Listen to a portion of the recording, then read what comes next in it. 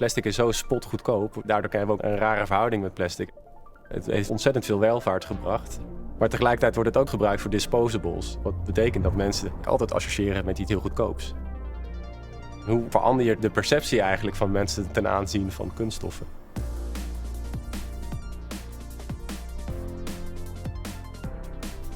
De welvaart die we hebben op dit moment is voor een groot gedeelte te danken aan plastics. Kijk naar de automobielindustrie, kijk naar medicijnen die veilig verpakt kunnen worden, kijk naar voedsel wat veilig verpakt kan worden, computerchips, nou, whatever. Dus overal zit plastic in, zelfs in je kleding.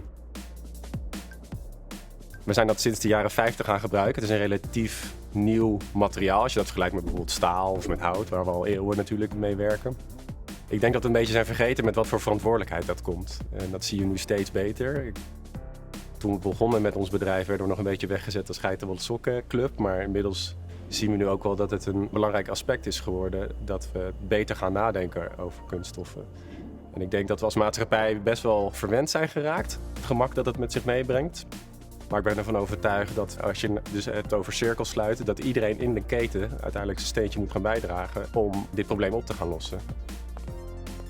Better Future Factory is een productontwerp- en engineering studio. En in de praktijk betekent dat we dus veel rondom kunststoffen doen. Dus dat is echt onze specialisatie. En het soort projecten waar je dan aan moet denken is dat we bedrijven helpen om van kunststofafvalstroom naar nieuw product te gaan. Dus dat is veel recycling.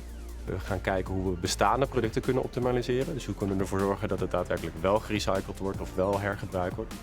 De derde pillar, zeg maar, waar we ons veel mee bezighouden is strategie. Daar waren we vroeger altijd een beetje wars van. We zijn allemaal opgeleid als ontwerpers en ingenieurs. Dus we willen dat het concrete en tastbare dingen. Maar als je aan de voorkant de juiste beslissingen neemt, scheelt dat een hoop ellende uiteindelijk aan de achterkant met materialen die eigenlijk niet recyclebaar zijn, proberen te recyclen en dergelijke.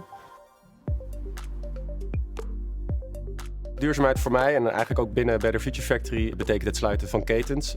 Toen wij begonnen 10 jaar geleden was Cradle to Cradle het buzzword eigenlijk in duurzaamheidsland. Daarna werd het Blue Economy. Tegenwoordig is het Circle Economy. Maar eigenlijk zeggen ze allemaal hetzelfde. En dat betekent het sluiten van ketens en zorgen dat materialen niet verloren gaan of verdwijnen. Concreet gezien hebben we denk ik best wel veel impact inmiddels gemaakt met het herontwerpen van verpakkingen. Met verpakkingen heb je het al snel over honderden duizenden of zelfs al miljoenen stuks.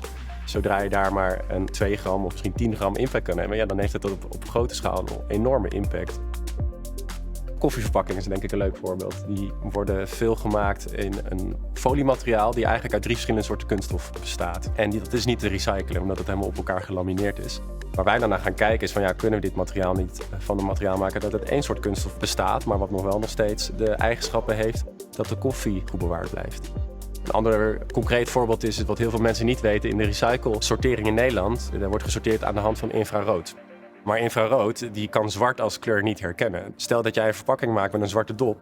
En dat wordt uiteindelijk ingenomen voor de recycling en gesorteerd. Het zwart wordt niet herkend als kleur, dus het wordt eruit geknikkerd en het wordt verbrand. Door met zo'n merk te praten en zeggen van ja, kunnen we er een andere kleur aan geven? Kunnen we iets toevoegen dat het wel wordt herkend? Kan je in één keer weer tonnen materiaal besparen.